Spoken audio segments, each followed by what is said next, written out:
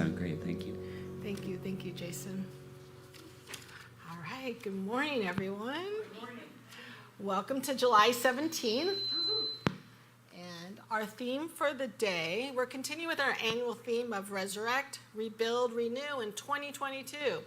And this month is, there we go. I learned this last week, how to do this. This month, our theme in July is freedom for obvious reasons, but we're exploring freedom beyond just the independence. It's freedom within ourselves. And today we're going to talk about I see with the eyes of God. Last week, Reverend Mike asked us to do a media fast. Did anyone do a media fast? Or were we all like, you did? Very nice, very good. We are going to look how our universe how we look at our universe through the lens of God, spirit, divine intelligence, however we choose to call this power that propels us. So we're going to do I see with the eyes of God. I got to speak here at the beginning of May, and then just a couple weeks later, the Buffalo shooting happened, and then a week later, the Uvalde shooting occurred, and I was thinking, how would I, as a minister, talk to my congregation following such tragic events? It was such violent, and it seems so senseless and pointless. And if this was a traditional church, we'd probably talk about the devil and sin and repenting. But here at our center, we talk about how God is in everything, even in these tragic events. I mean, consoling someone who's just experienced this tragedy and say, well, God was in that event, wouldn't quite be the way to handle that. It would be more like holding a space of love, showering them with love, and knowing that there is truth that God is in all, but what do they need to hear at that moment? And to me, the answer is simply love and holding that space for them to heal. And I still try to wrap my head around what my human self calls pointless suffering, but I have to really go to that higher spiritual level and look at it through God's eyes. And that's what we're going to talk about today. Mr. Rogers says, when tragic things happen, when I see scary things in the news, my mother would say, look for the helpers. You will find people always helping. And I think sometimes when these tragic things happen, it gives us the opportunity to step into our spiritual divine nature and really nurture people through these things. I remember when I was younger, there was that story, and it scared me to death when I was little, about Adam Walsh, who got kidnapped and murdered. And now we look back, here we are 40 years later, and what his father did with that tragedy, how he turned it around and created America's Most Wanted. And the show has helped capture over 1,000 fugitives, not to mention all the organizations that help missing children.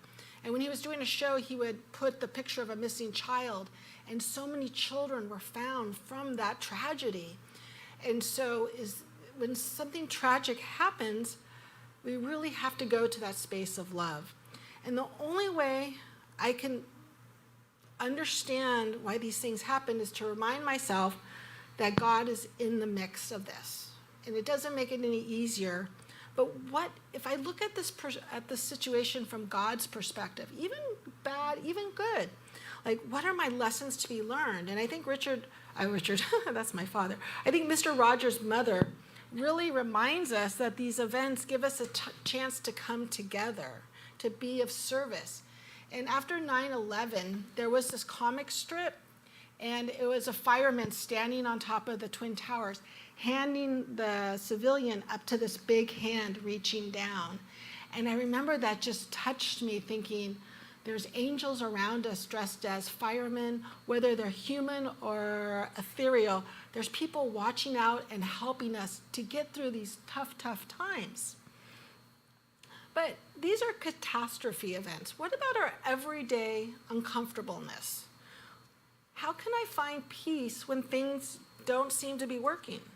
A toxic work event, a toxic work environment, a breakup in a relationship, a death of a loved one, health condition, something we really want but is taking forever to manifest, like a house in Colorado, let's just say, and it keeps falling through, a job, a relationship. All right, I'm not expecting it. Every now and then, there's amazing things on the internet. I know we took a media fast this week, but I actually found this photo. This photo is from the telescope. Can you imagine, from the James Webb telescope that was just launched in December? Can you imagine this telescope picked up light from the beginning of the universe? It almost looks fake, doesn't it? This photo really looks like it was painted by Margot, our brilliant painter. Margot, is this your painting? Not yet. But this photo, gives me pause. Look at this photo. This is the universe we live in. Actually, not this universe. This is the universe billions and billions of years ago. But it's just if this isn't God in expression, I don't know what is. I mean, it's really overwhelming. It makes me feel powerful yet powerless all at the same time, because I look at this in my 54 years on this planet. This is billions of years. That's not even a speck of dust, my life in this thing. I think about, when I'm skiing in nature, when I'm out skiing in Mammoth Mountain and I'm going down one of those really hard runs and I look back at it and I'm like, oh my gosh, did I really just ski down that run? I mean, I wish Brett was here because he's forced me to go down a few of them. But the amazing thing is that the James Webb Space Telescope almost didn't happen. In 1996, they planted a seed for something after the Hubble telescope. And in 2001, it was canceled. In 2002, it was renewed. In 2010, the design for it was passed. In 2011, it was canceled. In 2016, the final assembly was completed. Then finally in December 25th of 2021, it was launched into space.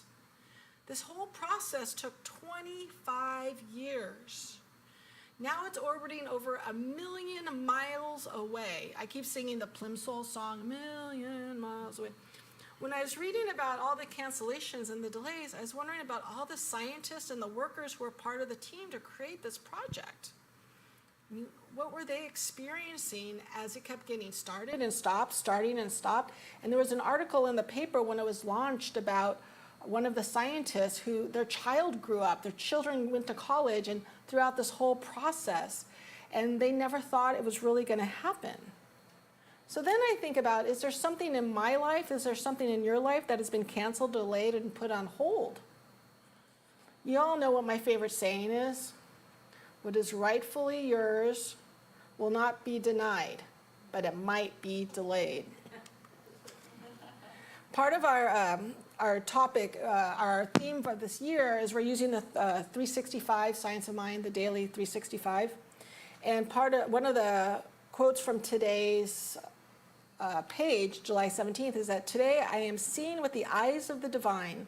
I'm looking at things in perfect and direct ways. I'm seeing through confusion to peace, through doubt to certainty, through fear to faith.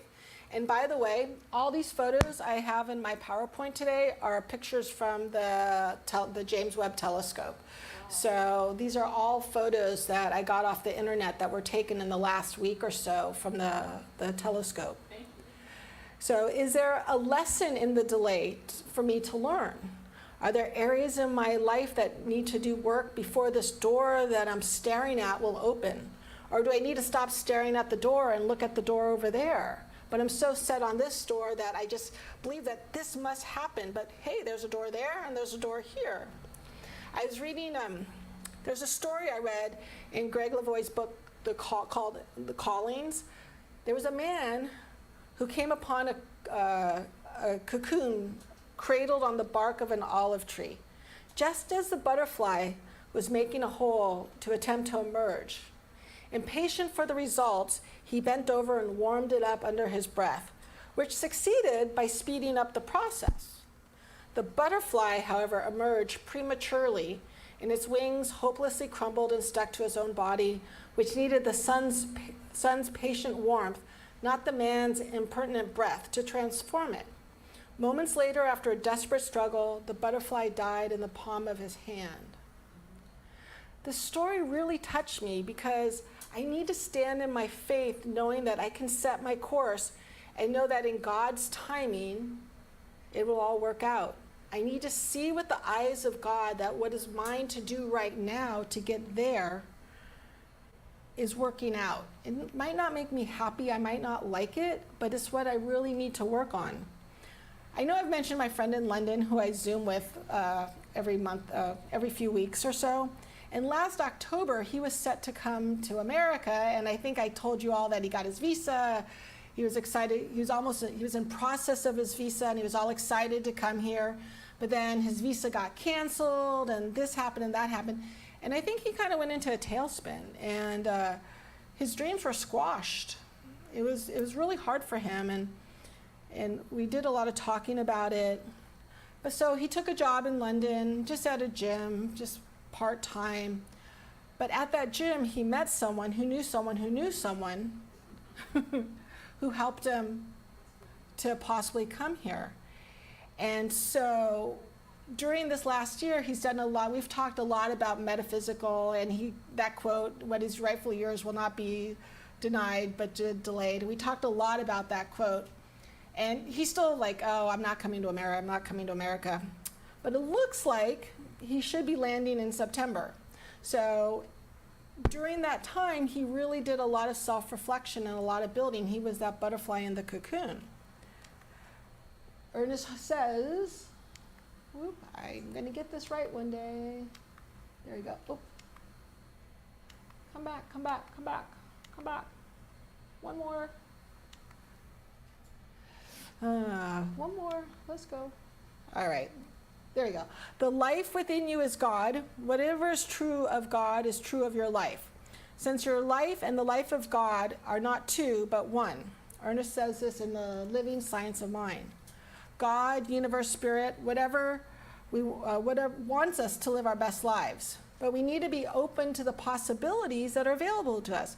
We need to see our reality through God's eyes. Our opportunity might be right in front of us, and we're looking at that closed door and that other door and the other door, but the window popped open. There's always that opportunity to go and look in a different way, because if we looked at how God sees it, how would our life be different if we saw with the eyes of God? How would we react to different situations in your life if you saw God in every situation? Even the ones that are a little messy and not so pretty. The other day I was driving to work listening to music. It was a Thursday morning, about 5 to 9. I had a 9 o'clock client. And I go to turn on the street, and this driver passes me, and he's shaking his fist at me and yelling at me. And I was like, whoa. I was actually following the speed limit. I was doing what I was supposed to do. And he was so angry. And in the past, I would have been like, oh my gosh, and I probably could have carried that anger with me. But instead, I just sent him love, and I wrapped the situation in love, and I didn't carry it. So a lot of times, I can look at these kind of situations with God's eyes and know that, you know what, I can see other God in other people. I knew he was probably having an off day, or I really didn't know what was going on in his day. And so for me to take that energy with me, it wasn't going to serve me. I had to look at him with God's eyes, because I could have given him what Mike, Reverend Dr. Mike says, the one finger peace sign. But I just decided to wrap him in line. It's super easy for me to see God in other people. I'm still working on myself being this divine being, having a human experience. And we all know January 5th, I woke up and I wasn't able to use my right shoulder. Work was stressful, I wasn't really happy, and my body was representing my world. I felt at dis-ease with my work, and my body was manifesting this frustration, and I really couldn't use my arm. And I couldn't understand, like, I've been treating, I've been going to a PT, I was doing all this work to make my arm better, and in the past I would be able to get it going right away, but it just wasn't getting better. And so I just had to sit and I had to reflect on what my work, on the choices I was making at work, choices I was talking to my body, what was I saying to my body, because my body is God in expression.